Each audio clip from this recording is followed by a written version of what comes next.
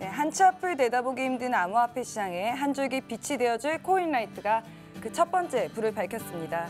안녕하세요, 레이싱 모델 유다현입니다. 그리고 제 양 옆에는 암호화폐 투자자들에게 그저 빛 같은 존재, 신두님과 스펑키님 나오셨습니다. 반갑습니다. 네, 안녕하세요. 반갑습니다. 각자 자기소개 좀 부탁드릴게요. 제가 먼저 할까요? 예. 안녕하세요. 뭐 소개를 할 건 없고 다 아실 테니까 오늘 복날입니다 하니까 비트코인에 너무 24시간 얽매이지 마시고 보양식이나 건강식 챙겨 드시고 시장은 우상향하는 거는 뭐 당연한 거니까 좀 변동성이 있을 뿐입니다. 그러니까 너무 걱정하지 마시고 좋은 방송들 보시면서 공부하시면서 지내시면 좋은 결과 있을 거라고 봅니다. 감사합니다. 다음 스펑키님. 네. 안녕하세요. 비트고수 스펑키. 또 오랜만에 목동 스튜디오까지 힘들게 왔는데요. 오늘 또 이렇게 또 신두님과 원래부터 이제 신두님이랑은 방송도 같이 많이 해서 너무 편하고 또 이렇게 옆에 미인분까지도 계셔가지고 좀 약간 새로운 마음으로 방송을 하게 됐는데 신두님이 방금 말씀하신 것처럼 어떻게 보면 오늘 또 특별한 날이니까 너무 코인 가격이나 이런 거에 좀 하루 종일 얽매이면 안 되지만 저도 얽매이게 되더라고요. 그러니까 모든 암호화폐 시장 잘 될 전망이 굉장히 많기 때문에 다들 어떻게 보면 자신 있게 좋은 시간 보내시면서 아무튼 좋은 결과 있을 거라고 보고 있습니다. 네, 박스경제TV에서 생방송으로 저희 코인라이트 함께 보실 수 있고요. 그리고 유튜브에서도 코인캐스트 채널에서 생방송으로 보실 수 있습니다. 매주 금요일 1시에 찾아뵐 테니까요. 많은 여러분들 찾아와 주시길 바라겠습니다. 저희 다 같이 화이팅 하자는 의미로 저희 코인라이트 함께 외쳐볼게요. 네. 라이트가 좀 이렇게 밝게 비추자는 그런 의미에서 다 같이 제스처를 코인라이트 이렇게 알겠습니다. 해주실 수 있는가요? 네네네. 괜찮으세요? 네, 좋네요. 네. 자, 하나, 둘, 셋, 코인라이트. 코인라이트. 많이 사랑해주세요. 자, 그러면 먼저 이번 한 주 동안 암호화폐 시장에 여러 가지 이슈들이 있었는데요. 그중에서 가장 강력한 영향을 끼친 이슈 한 가지를 뽑아서 위클리 하이라이트로 선정한다면 어떤 게 있을까요? 저부터 할까요? 네네. 네. 저는 뭐 다른 건 없고 여러분들 암호화폐에 대해서 오래 투자하신 분들은 다 아는 내용인데 새삼스럽게 대두된 내용인데 중국에서 리브라 코인에 대한 논평을 갖다가 좋다고 했어요. 근데 저희가 이미 알고 있다시피 거의 모든 나라, 미국과 우방국조차도 리브라 코인에 대해서 불만족스러운 지금 논평을 내놨고 그다음에 청문회까지도 지금 해야 된다 이런 얘기가 나왔는데 오히려 암호화폐에 대해서 제일 비우적인 국가가 지금 리브라 코인에 대해서 좋다는 평가를 내렸습니다. 그래놓고 지금 중국 중앙은행에서 위안화 연동 코인을 나온다 이런 얘기를 하고 있죠. 그러니까 이런 왜 이중적인 모습으로 지금 중국 정부가 나오고 있느냐, 그다음에 리브라 코인이 도대체 뭐냐, 뭐 이런 게 이번 주에 가장 핫 이슈라고 저는 생각을 합니다. 스펑키님은 어떤 게 가장 이슈가 됐다고 보세요? 저는 또 이제 이 업계의 큰 투자가로서 사실 이제 방금 전에 말씀하신 그런 리브라 소식 같은 경우도 상당히 크다고 생각을 하고 있는데요. 리브라가 어떻게 보면은 이제 소식이 나온 지가 좀 됐고 매주 조금씩 업데이트가 되면서 이제 나오고 있는데 저희 같은 경우는 이제 투자가 입장에서는 결국 이제 돈 되는 것을 좀 쫓아다니는 경향이 있거든요. 그리고 이제 보통은 시장에 거의 많은 투자가들이 갖고 계신 상식에서는 비트코인, 어떻게 보면 대장주인 비트코인보다 여러 가지 알트코인들이 굉장히 많은 기회를 주는 약간 그런 상황들을 많이 연출해 주는데 지금 완전 반대로 되고 있거든요. 시장 전체가 너무 지나치게 비트코인에 집중이 돼 있고 알트코인들이 전혀 아무런 힘을 못 쓰고 있는 그런 상황이기 때문에 사실 많은 지금 피해자들이 좀 힘들어하고 계세요. 그래서 이 부분을 좀 계속 주목하고 있고 이 페이스가 언제까지 유지가 될지 약간 그런 부분들을 좀 모니터링하고 있는 그런 상황들이라고 볼 수가 있고요. 거기가 그런 여러 가지 알트코인들의 추세가 약한 부분 이걸 좀 약간 주요 어떻게 보면 이슈라고 좀 생각하고 있습니다. 네, 그럼 두 분이 뽑아주신 위클리 하이라이트가 코인 시세에 어떻게 작용됐는지 알아보도록 하겠습니다. 자, 먼저 저는 코인에 대해서 전혀 모르는 코린이잖아요. 네, 티 되게 많이 나요. 그런 질문 몇 가지 해드려도 될까요? 상관없습니다. 예. 네네. 그러면 비트코인은 뭐고 말씀해 주신 알트코인은 뭔지. 비트코인 그러니까 비트코인 사실 비트코인은 다들 들어보셨을 거예요. 그냥 비트코인 다들 들어보셨는데 알트코인이라고 하면 알트코인이 뭐냐 보통 이게 되게 헷갈리거든요. 근데 정말 아주 쉽고 단순하게 생각하면 돼요. 알트코인은 비트코인을 제외한 모든 코인이라고, 그러니까 alternative coin. 그러니까 비트코인을 제외한 모든 코인, 그걸 이제 묶어서 알트코인이라고 부르는 거고, 비트코인은 말 그대로 이제 최초의 암호화폐 대장주 비트코인. 그렇게 보시면 될것 암호화폐가 같습니다. 딱 두 종류가 아니지 않나요? 비트코인과 알트코인으로 딱 나눠지는 게 그러니까 아니지 않나요? 알트코인의 종류가 이제 수천 개가 있고요. 오. 그러니까 비트코인을 제외한 엄청나게 많은 코인들. 그러니까 아. 비트코인 대장주는 이제 떡하니 이제 홀로 서 있고요. 근데 비트코인이 넘버원인가요? 아, 그렇죠. 압도적으로 이제 크다고 볼 수가 있죠. 그럼 어제와 현재 시점에도 시세 변화가 좀 크게 있나요? 뭐 비트코인과 시세 알트코인이? 변화는 사실 어제 그제 좀 많이 심각했어요. 그러니까 사실 이런 암호화폐 이런 시장 자체가 기존 증권 시장에서는 막 5%, 10%의 변동성만 있어도 어떻게 보면은 정말 엄청나다 헤드라인 뉴스를 뜰 만큼 그렇게 큰 이슈인데, 어제 그제 뭐 암호화폐 시장이 원래 변동성이 크기로도 유명하지만 비트코인이 어떻게 보면 시총도 가장 크면서 그런 무거운 코인 자체가 어떻게 보면 좀 10% 넘게 하루 만에 이제 하락을 하는 모습을 보여줬고, 알트코인들은 거기에 그거보다 훨씬 더 심각하게 이제 좀 어떻게 보면은 적게 10몇 프로에서 많게는 막 30%대까지 하루 아침에 이렇게 하락하는 모습들을 보여주면서 지금 시장을 굉장히 좀 약간 공포 분위기 속에 지금 어떻게 보면은 그런 분위기를 조성을 하게 되었거든요. 그러니까 막말로 지금 다현 씨도 그 100만 원을 투자하셨어요. 네. 자고 일어나니까 그게 한 6, 70만 원이 된 거예요. 뭐지? 그렇게 약간 화가 나네요. 그런 식으로 정말 큰 하락폭이 최근에 있었기 때문에 지금 많은 시청자분들이 좀 패닉 상태일 수도 있어서 좀 걱정이 좀 많이 그럼 되네요. 왜 떨어지는 거예요?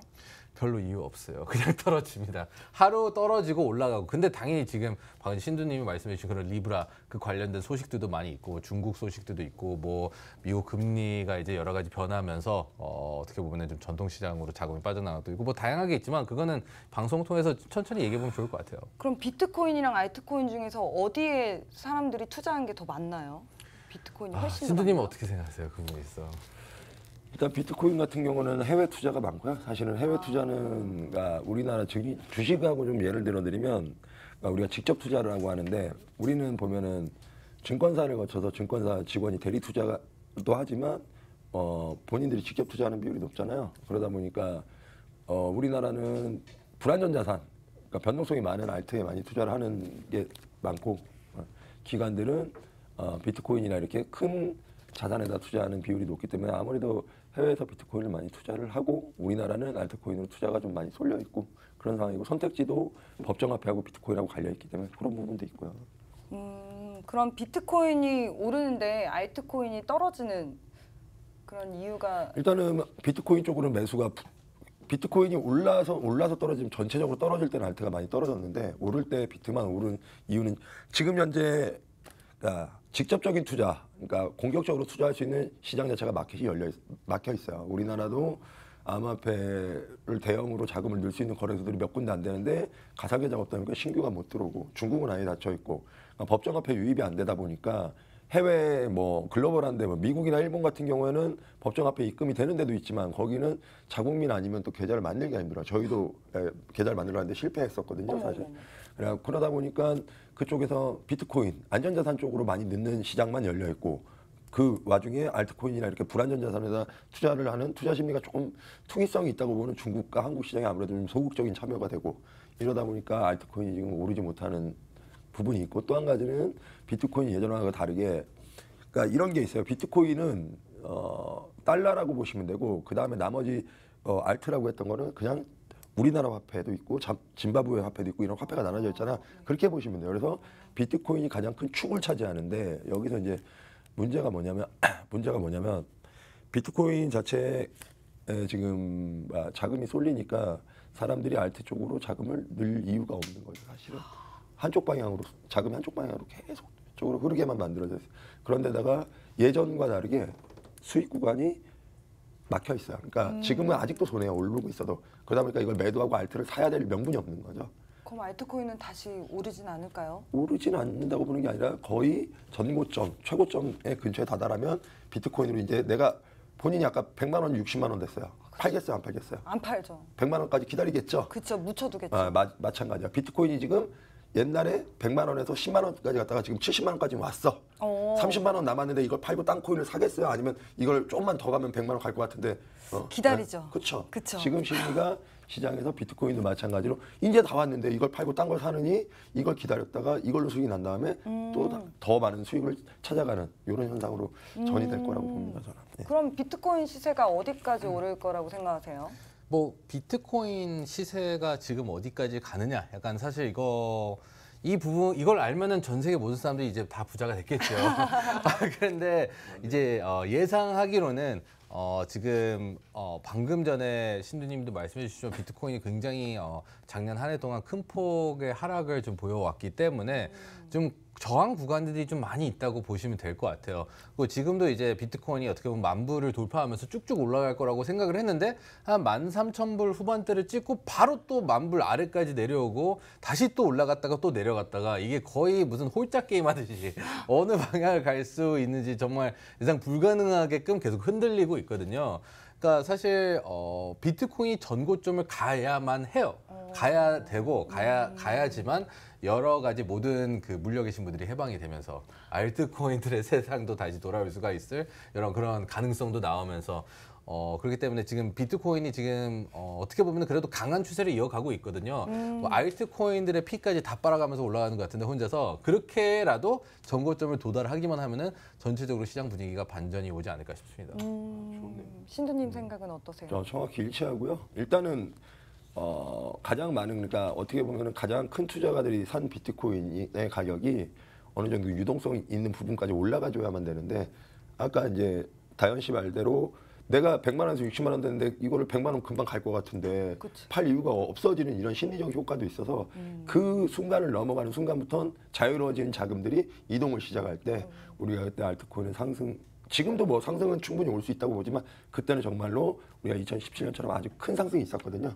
아까 말씀하신 억대로 벌어보셨나요? 이런 얘기 하셨는데 그때가 바로 일반 분들도 고등학생도 심지어 억대를 벌었던 100만 원 갖고 그런 시기가 정말이에요? 예, 전설적인 시기가 있었습니다. 예. 대단하네요. 학생분들 하시면 안 돼요. 예.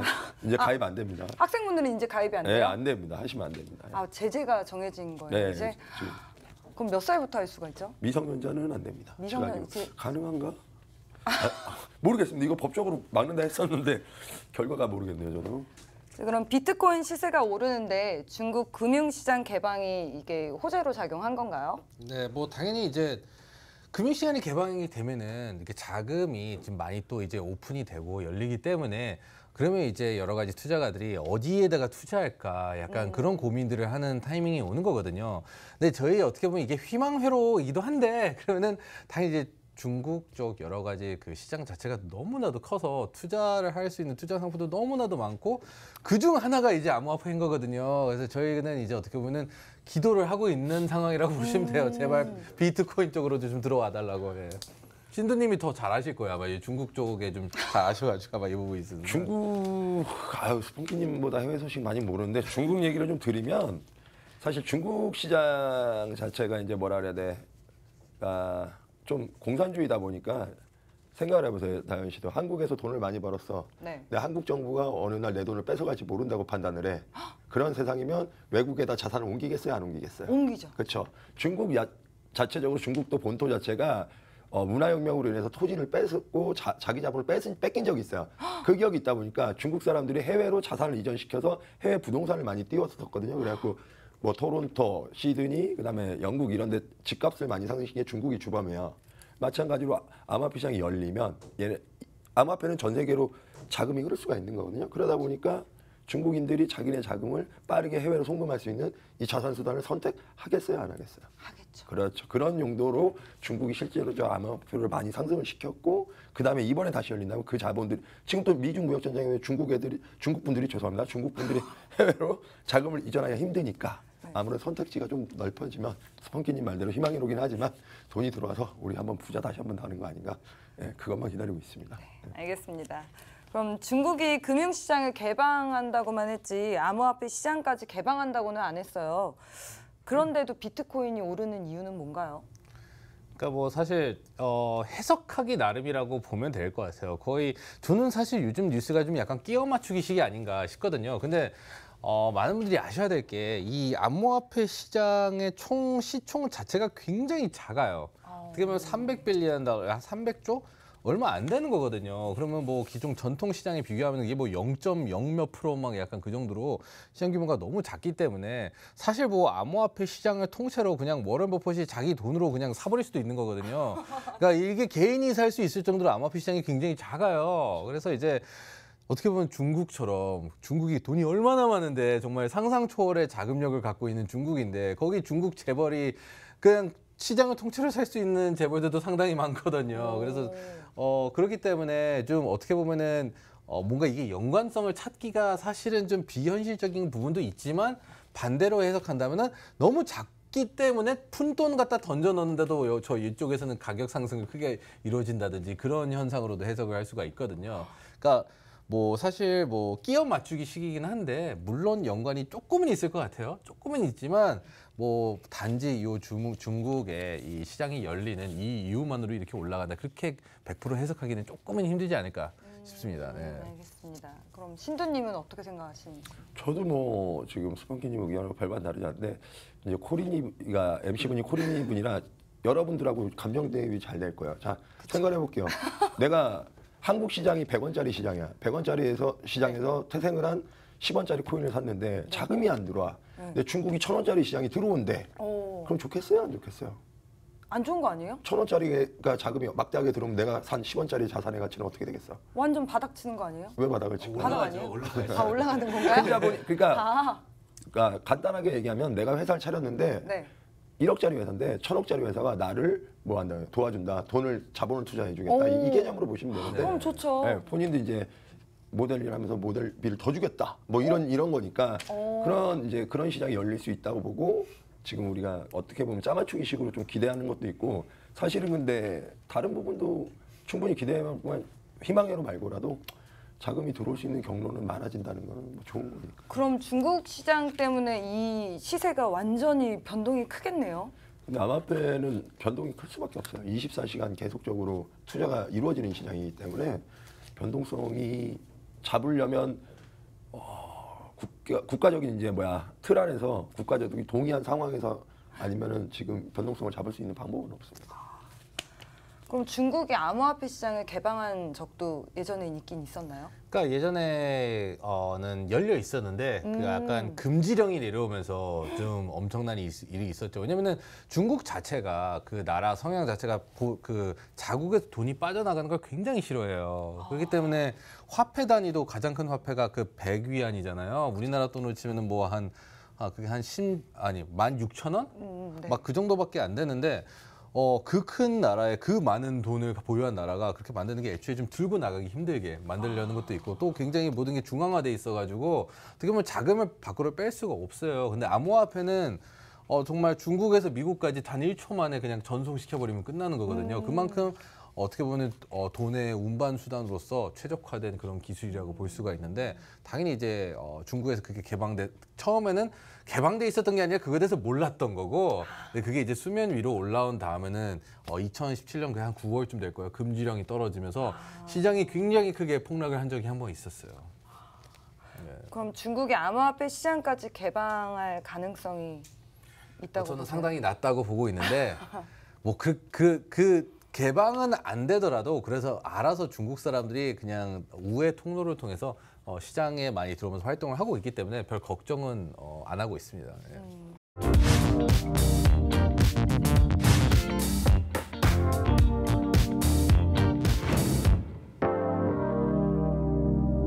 두 분의 SOS가 필요한 코리니들을 위한 코너도 저희가 준비를 한번 해봤는데요.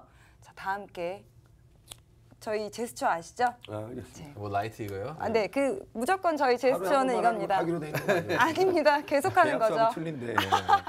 자, 하나, 둘, 셋. 코리니를 부탁해. 부탁해 같이 해주셔야죠. 몰랐어요. 부탁해. 하나, 둘, 셋. 코리니를 부탁해.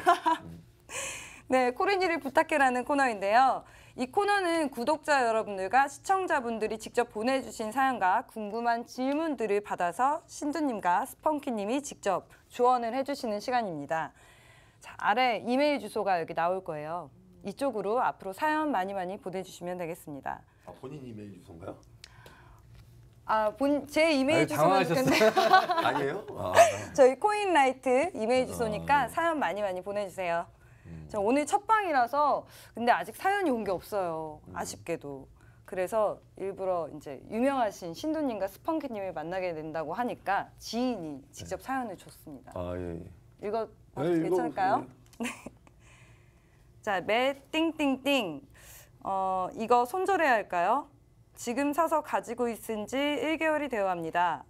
업 띵띵 워너마켓에 상장된다는 소문을 듣고 프로젝트도 좋아 보여서 가지고 왔는데요.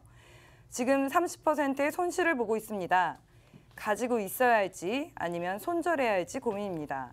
라고 하셨는데 이걸 갖고 있어야 될지 아니면 팔아야 할지 고민되나 봐요. 어떻게 사실 생각하세요? 이런 질문은 이제 저나 신두님이나 하루에 한 뭐 수백 수천 번씩 받는 질문이에요. 모든 사람들이 이제 어떻게 보면 제가 이것을 샀는데 마이너스가 되고 있고 팔아야 되냐 사야 되냐 아니 팔아야 되냐 갖고 있어야 되냐 미래 가능성은 제발 있는 겁니까? 이거 완전 사기 아니에요? 진짜예요? 그 가자면은 사실 끝도 없는데 사실 이게 되게 어떻게 보면 좀 저 같은 경우는 저희 방송에 좀 약간 저희 시청자분들에게 팩폭을 많이 하는 편이어서 여기서도 많이 해드린다면은 일단은 이분은 좀 정신을 차리셔야 되고요. 왜냐면은 매 띵띵띵 손절해야 될까요? 이거 좋은 거 이 질문을 하는 것 자체가 사기 전에 생각했어야지. 그러니까 사기 전에 생각을 하고 그다음에 무슨 호재가 있을 것 같아 가지고 했는데 호재가 있을 것 같은지 그 호재가 진짜인지 아닌지는 조금 더 조사를 했어야지. 왜 산 다음에 떨어지면서 그 불안해하면서 약간 그러십니까? 그리고 샀을 때 산 다음에도 호재가 호재 뉴스 이런 상장 소식이라든지 이런 좋은 소식들이 물론 있을 수도 있지만 그게 어떻게 보면은 좀 취소가 되는 경우도 많거든요. 그럼 취소가 돼서 하락을 많이 한다. 그때 어떻게 대응을 할지. 그러니까 너무 많은 투자가분들이 어떻게 보면 투자를 한 다음에 좋은 시나리오만 생각하세요. 잘 될 시나리오만 생각하세요. 근데 정말 현실적으로 투자라는 게 이런 암호화폐 시장 어떻게 보면은 돈을 버는 사람은 극히 소수라는 거. 그러니까 그 데이터가 다 보여주고 있거든요. 대부분 대다수가 어떻게 보면 손실을 입고 극소수가 어떻게 보면 이익을 보는 약간 그런 시장의 원리가 어떻게 보면 베이직한 그 펀더멘털인데 너무 안일하게 생각한 게 아닌가. 그리고 이분 이런 질문을 하는 거 보는 것 자체가 한 번도 투자를 안 해보셨을 확률이 굉장히 높고요. 그러니까 그 공부도 기초적인 공부도 안 하셔서 이렇게 된 게 높기 때문에 여기서 제가 요 매 땡땡땡이 뭔지 알더라도 여기서 말씀을 드리더라도 손절해야 할지 갖고 있어야 할지 결국은 같은 실수를 또 하시게 될 거예요. 그럼 어떻게 해야 돼요? 그러니까 공부와 기본기를 키우시는 데 집중을 해야지 지금 이건 그냥 어떻게 보면 비싼 수업료로 생각을 하시면서 그러면서 이 고통을 바탕으로 이 업계에 대해서 좀 공부와 기초적인 지식을 많이 쌓고 앞으로는 그런 여러 가지 대응 전략들을 좀 구상하면서 투자를 하시는 것을 강력하게 좀 어떻게 보면은 좀 팩폭을 해드리면서 말씀을 드리고 싶네요. 이건 죄송합니다. 제 개인 질문인데 그러면 네. 기초 지식을 쌓는 방법이 제일 효과적인 방법이 뭐예요? 정말 세상에 구글이라는 게 존재하고요. 그리고 유튜브라는 게 존재해요. 대단하잖아요. 그쵸? 그리고 검색 좀 하면서 그러니까 신두님도 마찬가지겠지만 여러분들이 궁금해하신 것들 저희에게 하루에 막 수백 수천 번씩 물어보는 거 저희도 몰라요. 그럼 저희도 구글하고 조사하고 네이버 치고 하면서 막 여기저기 하면서 그렇게 공부를 하면서 답변을 찾아가지고 저희도 지식을 채워가지고 결정을 내리는 거거든요. 근데 그 손가락 몇 번 두들기는 것까지 귀찮아하시면 저희가 사실 할 말이 없죠. 그러면 유튜버에서 이제 신두님이랑 스펑키님 방송을 많이 보면 기초 지식을 쌓을 수 있는 건가요? 일단 답을 먼저 드리면 코인 방송 보지 말고 경제 방송 보시면 되고요. 그다음에 죄송합니다. 매땡땡 코인 잠깐 말씀드리면 죄송합니다. 예. 그 코인이 중요한 거는요. 그게 아니에요. 자, 아까 다시 한번 질문할게요. 100만 원인데 60만 원이 됐어요. 네. 내가 오늘 60만 원에 팔았어요. 네. 몇 달 있다가 120만 원이 됐어요. 예, 그걸 만약에 알았다면 120만 원 기다리겠어요? 안 기다리겠어요? 기다리죠. 저 몰랐으니까 팔았겠죠? 그쵸. 네, 똑같습니다. 매땡땡 코인도 지금 내가 지금 팔면 손해를 본 거고요. 만약에 이게 펀더멘탈이 좋고 발전할 수 있는 코인이라면 1년 후에 얼마 정도 갔을 때 그때 팔았을 때 과연 이 투자라는 건 뭐냐면 누구도 성공 실패를 투자를 했네 잘했네로 얘기할 수 없어. 단 기간으로 얘기할 수 있어요. 100원짜리를 사갖고 20원 됐을 때 파신 분은 80원이 손해 났으니까 실패자죠. 근데 그 사람은 20원을 찾고 200원에 갖다 팔았어요. 그럼 그 종목의 투자는 성공을 한 건 그 종목은 좋은 종목이에요, 나쁜 종목이에요? 나쁜 종목. 왜 나쁜 좋은 종목? 종목이잖아요. 나쁜지 좋은지 얘기할 수 없죠. 20원에 판 사람 손해를 받고 200원에 판 사람 이득을 받고 다 뭐예요? 매도는 내가 결정하는 거예요. 그러니까 본인이 어떤 투자 전략으로 갔느냐에 따라서 수익이 달랐을 뿐이지 그 종목은 그대로 있는 종목이에요. 그러니까 그거에 대한 본인이 기초 지식을 기르고 그다음에 그 지식을 바탕으로 믿고 투자를 했다면 홀딩을 하는 거고 누구한테 만약에 듣고서 투자를 했다면 그거는 당연히 아까 이제 스펀키님 말대로 좀 욕을 먹어야 되죠. 그거는. 그 발전 가능성이 있는지 없는지 그건 예측해야 되는 거잖아요. 네, 구글, 네, 유튜브가 구글과 아주 좋은 네이버와 검색창이 유튜브와 있습니다. 뭐 야후도 쓰나 아직도 아무튼 그런데 그런 써보시면서 검색부터 네, 아주 다양한 기사들도 검색할 수 있고 그리고 정말 많은 분들이 모든 프로젝트에 대해서 분석을 많이 하시거든요. 그러니까 정말 어떻게 보면은 어디서 광고 홍보비를 받고 하는 게 아니라 그냥 본인들이 궁금해서 정말 많은 게시판들에 분석 자료도 많이 올리는 분들 많고 또 뭐 여러 가지 온라인 커뮤니티 활동을 하면서도 정보를 많이 구할 수가 있고 웬만하면은 사실 그냥 코인 재단에 연락해서 좀 어떻게 되는 거냐, 너네 진짜 제대로 되는 거냐 하면 너무 궁금하면 사무실에 찾아가면 돼요. 이놈들이 진짜 하고 있는지 안 하고 있는지 가서 물어보면은 뭐 할 말 없거든요, 사실. 정말요? 조사를 할 수 있는 방법은 끝도 없이 많은데 그냥 본인의 엉덩이가 무겁거나 약간 게으르거나 그런 이유 때문에 보통은 그냥 나태하게 가만히 있다 그냥 손실을 본 경우가 많죠. 그럼 신두님은 사전 조사나 아니면 기초 지식을 쌓았을 때 어떻게 하셨어요? 저도 지금 똑같습니다. 잘 모르면 정 이거는 문제가 있을 것 같으면 업체를 찾아가서 우와. 네, 미팅을 요청을 하고 근데 이제 이런 부분이 있어요. 이 투자 시장에서 우리나라에서 프로젝트가 좀 힘들다고 하시는 게 뭐냐면 가격이 너무 민감하니까 좀 떨어졌다고 해서 항의가 너무 많이 오니까 대표들이 스트레스를 많이 받아 하시더라고요. 그래갖고 저도 웬만하면 연락을 먼저 취하거나 찾아가진 않는데 정말 심각한 안 좋은 뉴스들이 전해진다 그러면 한번 찾아가갖고 정말로 뭐 일을 하고 있는지 그러면 어떻게 되고 있는지 그 사람들이 일을 한다고 해서 가격이 올라가는 건 아니지만 얘기를 들어서 아 이렇게 하면 충분히 나중에는 좋은 프로젝트로 거듭날 수 있겠구나 판단이 되면 거기에 대해서 이제 투자에 대해서 적격 판단을 내려주는 거고 근데 갔는데 뭔가 좀 이상하다 직원들이 10명이랬는데 2명밖에 없다 그리고 누워있다 뭐 이러면 일단은 이상하다 예, 그리고 너무 철저하게 잠겨 있어요 예, 잘 안 열어준다 이러면 일단 위험하다고 그걸 이제 위험한 사인을 내는 거죠. 어머, 직접 찾아가 보신 적이 있나 봐요. 옛날에는 찾아가면 안 만나줬지만 지금은 이제 안 만나주면 오히려 어깨에서 욕을 먹죠. 아, 진짜요? 이렇게 왜냐면 가서- 투자하지 말라는 얘기를 하면 자기네가 피해를 보니까 만나는 줍니다. 직접 찾아가 보신 적이 있나요, 스펀키님? 네, 저는 거의 전 세계를 돌아다니면서 다 찾아갔어요. 막 유럽의 다양한 국가들. 왜냐면은 암호화폐 시장 자체가 뭐 한국 시장만 있는 게 아니잖아요. 글로벌 시장이 훨씬 더 크고 어떻게 보면은 좀 약간 세계를 어떻게 보면은 좀 연결시켜주는 약간 그런 역할을 해주는 시장이기도 하기 때문에 뭐 유럽도 다 가고 뭐 미국도 많이 가고 뭐 동남아시아부터 해가지고 거의 안 가본 데가 없는 것 같아요. 그래서 저희가 그리고 또 큰 투자를 좀 하기로 결심을 했을 때는 좀 어떻게 보면 송금을 하기 직전에 좀 많은 조사를 하면서 사무실 방문도 하면서 거의 구석구석 그렇게 좀 약간 훑어보고 끝까지 좀 약간 그 사태를 완벽하게 이해하려고 하고 좀 많이 그렇게 노력을 합니다. 근데 실제로 갔을 때 부풀려져 있던 경우도 있었나요, 그러면? 꼭 그렇진 않아요. 그러니까 좀 약간 못 오게 하려고 하죠. 좀 부족한 게 있으면은. 근데 이제 자신 있는 애들은 막 본인들이 비행기표를 끊어주고 진짜 딱 다 잘 해놓고 왜냐면 자랑스러우니까 본인들의 인프라를 잘 구축해놔서 자세가 굉장히 다르죠. 그리고 또 개인적으로 궁금한 게 있는데 제가 이런 그 비트코인 관련해서 가상화폐 관련해서 행사를 좀 많이 다녔어요. 그러면 이제 페이 제외하고도 이제 사례금으로 이제 코인을 주시더라고요. 네네. 근데 지금 그게 무슨 전자금융지갑이었나? 네. 무슨 월렛이었는데 거기에 넣어주셨거든요. 근데 네. 그거를 코인을 돈으로 분명히 바꿀 수 있다고 했는데 그 방법이 1도 모르겠어요. 어떻게? 그것도 이제 정말 안타깝지만 네이버라는 게 있고요. 구글이라는 게 있고요. 검색 한 2번만 해보시면 나오거든요. 근데 실질적으로 검색을 하면 광고밖에 안 떠요.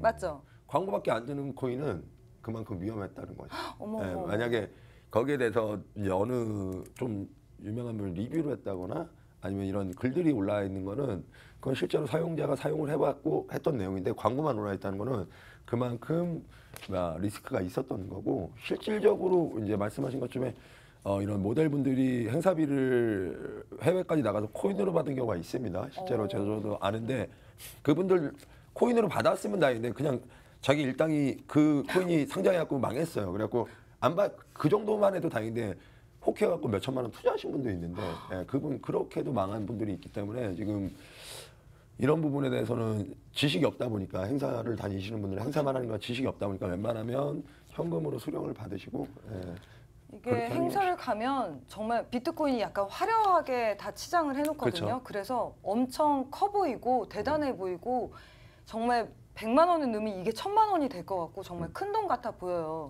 그래서 이게 나중에 생각해 보니까 주식이랑 뭐가 틀리지? 투자 약간 너무 거품 같은 느낌? 그렇죠. 그런 느낌이 들어요. 아닌가요? 저만 그런가요? 뭐 다 똑같아요. 어떻게 보면 기본적인 펀더멘털적인 그런 베이직한 부분들은 다 마찬가지이기 때문에 시장의 원리는 그 상품과 무관하게 다 같은 어떻게 보면은 패턴을 유지를 하고 있거든요. 단지 이제 그런 증권 시장이라든지 기존 전통 시장과 비트코인 시장이 다른 이유는 24시간 동안 쉬지 않는다는 거. 그러니까 그 속도가 굉장히 빠르다는 거죠. 어떻게 보면은 그래서 저희가 수학적으로 좀 계산을 해봤는데 그러면은 이 암호화폐 시장이 나머지 그 전통 시장보다 얼마나 빠른가 봤는데 거의 6배에서 10배 가까이 더 빠르다고 보시면 돼요. 그러니까 주식으로 치면은 한 번의 사이클이 일어나는 데 있어서 한 6년에서 10년 걸리는 게 비트코인의 사이클은 그게 1년 만에 다 커버가 된다는 거죠. 어떻게 보면은 시장의 사이클이 빠르기 때문에. 그래서 어떻게 원리는 똑같은데 그냥 가속이 붙은 시장이라고 보면 될 것 같습니다.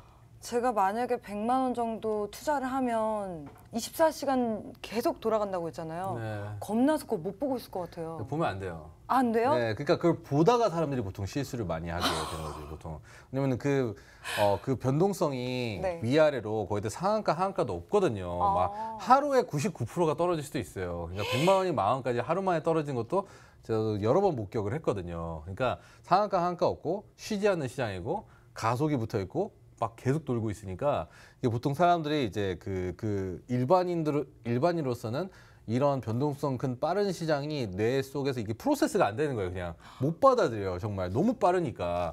그래서 이제 좀 익숙해지는데도 오래 걸리고 또 동시에 너무 빠르고 사람들이 익숙하지 않기 때문에 그 인내심과 여러 가지 그 감정들도 자극이 되고 그냥 속히 말해 그냥 마탱이가 가요, 사람들이.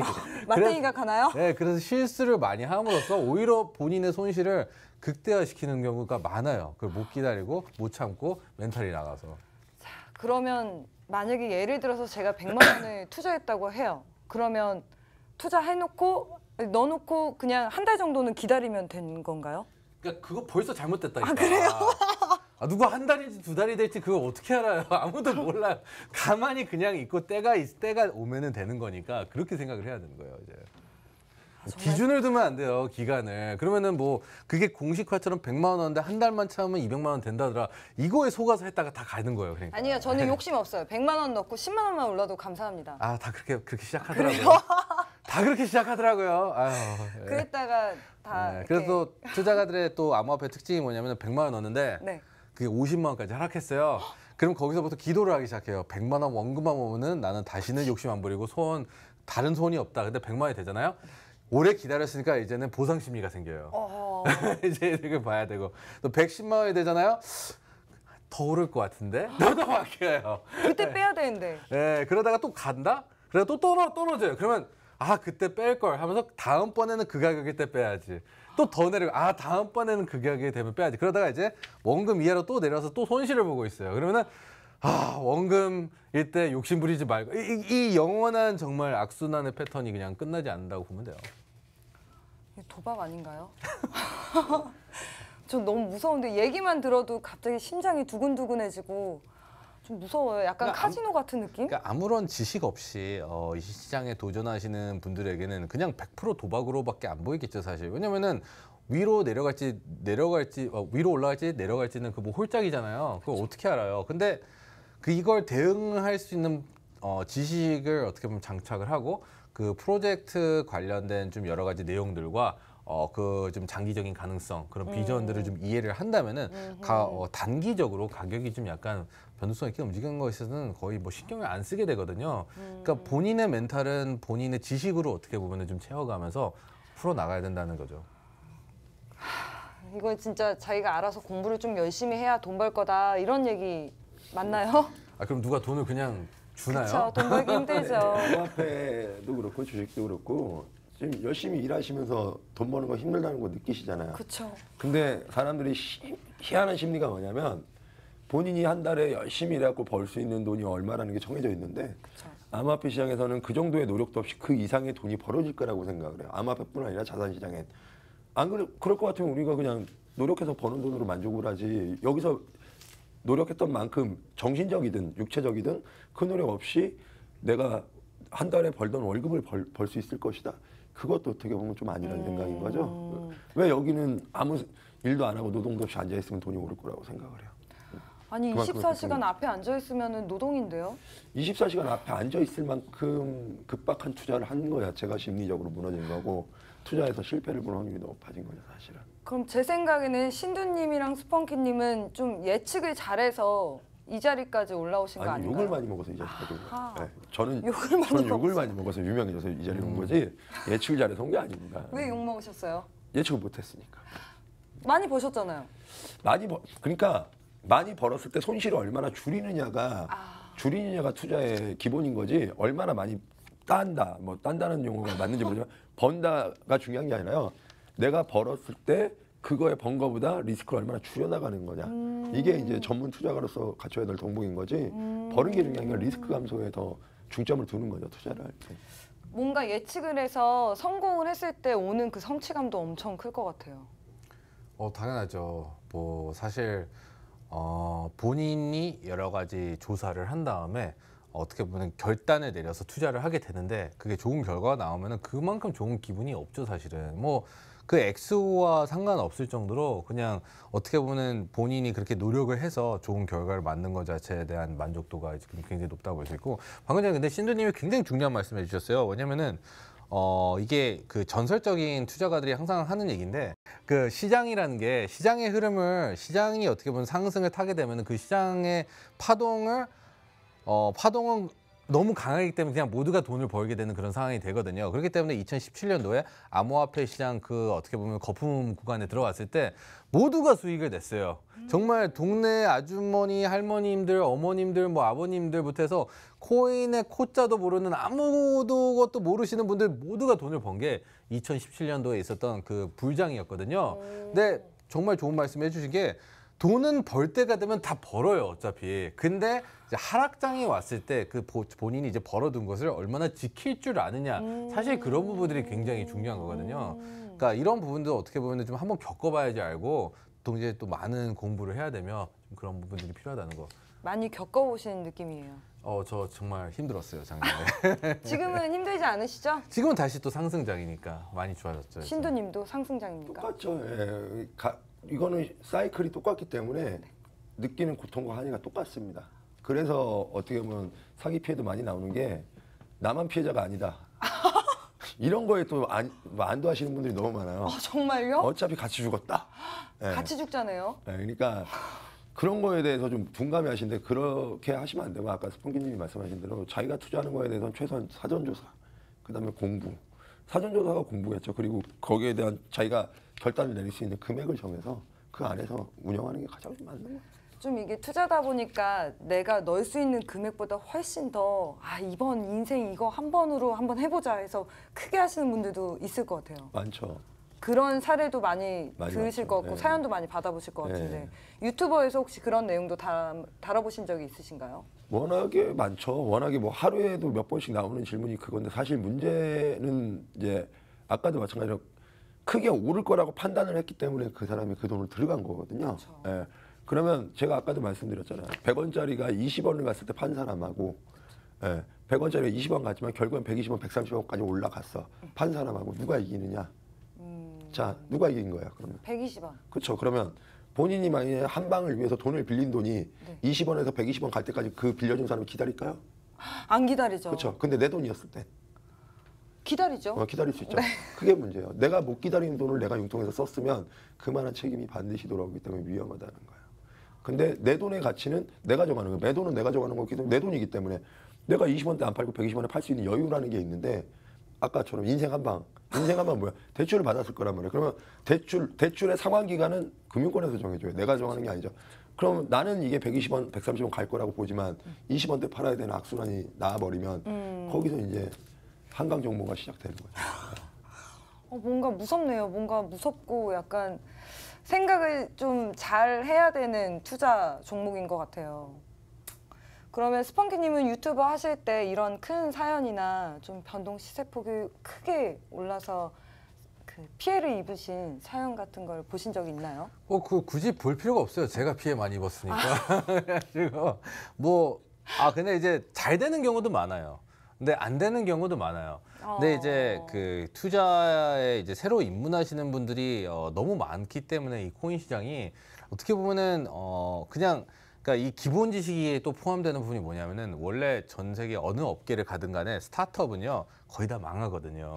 90% 이상이 그냥 망하는 게 모든 스타트업인데 그냥 어떻게 보면 초보 투자가들 같은 경우는 그냥 뭔가 납득을 못하는 거 실패에 대한. 왜냐면 코인이 나와서 비전은 있지만 원래 전 세계 모든 사업가들 그런 스타트업들 다 비전은 좋아요. 근데 현실적으로는 근데 이제 그게 못 따라가기 때문에 너무 이게 미래 기술일 수도 있고 너무 뒤처지는 경우도 있고 여러 가지 이유 때문에 망하는 경우가 많거든요. 그래서 코인들이 사실은 다 스캠과 사기는 아니에요. 단지 또 다른 망한 스타트업이었을 경우가 많거든요. 그렇기 때문에 이제 매일같이 코인 또 블록체인 시장이 워낙 뜨거워가지고 하루하루 새로운 스타트업들이 계속 나오는데 그 중에서 10개 중 9개는 당연히 원래 망할 운명인 거고 근데 이제 본인이 거기 투자했다가 잘못됐을 때 이제 그걸 납득을 못하면서 사기꾼 취급하고 약간 그런 경우도 굉장히 많거든요, 사실. 그렇기 때문에 근데 하지만 저는 예전부터 투자를 많이 해왔기 때문에 그 원리를 이해해서 투자할 때 잘못돼도 원래 그런 거니까 약간 그런 생각을 하면서 그냥 잘 넘어가는 경우가 많은데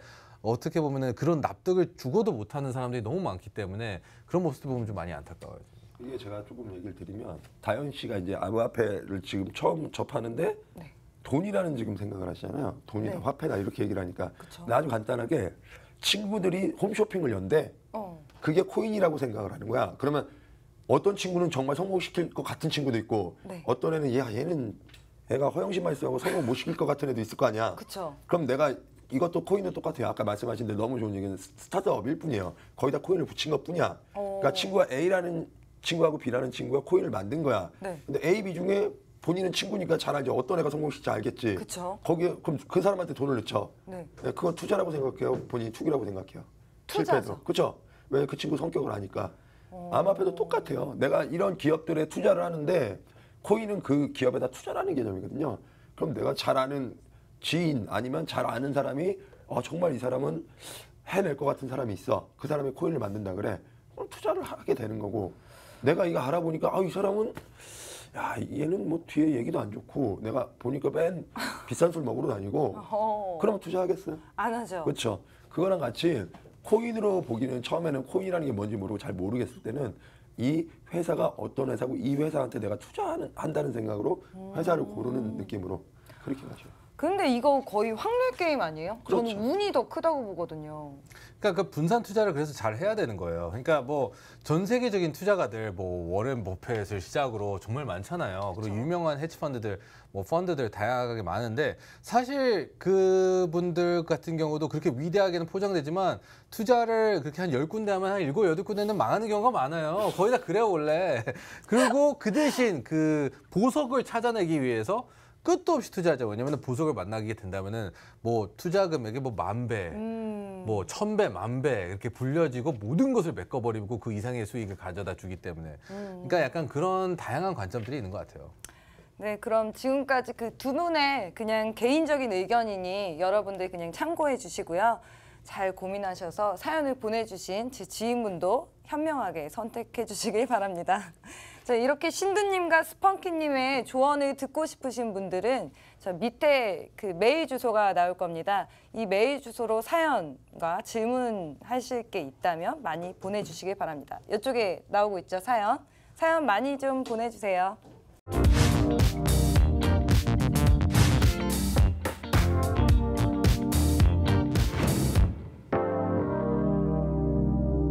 네, 그리고 이번 순서는 오늘 방송에서 다룬 하이라이트와 그리고 미처 다루지 못한 이슈들을 짧게 정리하는 코인라이트 위클리 코너인데요. 신두님께서 먼저 첫 번째 이슈 정리해 주시겠어요? 우리가 이렇게 생각하시면 됩니다. 아주 간단해요. 자, 지금 리커창 총리가 나왔고 2021년까지 금융 개방을 한다는 걸 2020년으로 땡겨주면서 어떻게 보면 트럼프의 요구 조건을 좀 들어주는 뉘앙스로 갔거든요. 네, 여기를 보시면 우리가 암호화폐가 지금 금융으로 생각을 하는지 산업으로 생각하는지 보면 알아요. 그럼 금융으로 생각하면 리커창 총리가 암호화폐를 열어야 되는 거고 산업이라고 분류한다면 안 열어도 되나요? 그죠? 금융을 연다 그랬으니까 산업은 금융이 아니죠. 금융 지금 전 세계가 암호화폐를 뭘로 보고 있냐죠. 사실은 디지털 자산이라고 본다는 건 금융 서비스보다는 아무래도 산업으로 블록체인 산업으로 분류하려고. 중국이 최근에 블록체인 산업은 육성하되 코인은 육성하지 않겠다는 지금 스탠스로 갔으니까 무슨 얘기냐면 블록체인 산업으로 영향으로 만약 중국이 범주에 넣는다면 어떤 일이 벌어지냐면 지금 아마존이나 아마존이나 그다음에 우버가 미국에서 중국을 들었다가 쫓겨났어요. 자국 보호 정책으로 인해서 자국 산업을 중국 안에서 키우거든. 네, 그런 부분 때문에 제가 볼 때는 암호화폐 시장은 안 열릴 확률이 높습니다. 안 열리더라도 산업으로 분류가 돼서 성장을 계속적으로 중국 내에서 따로 성장할 수 있는 모멘텀을 만들 거라고 저는 보고 있습니다.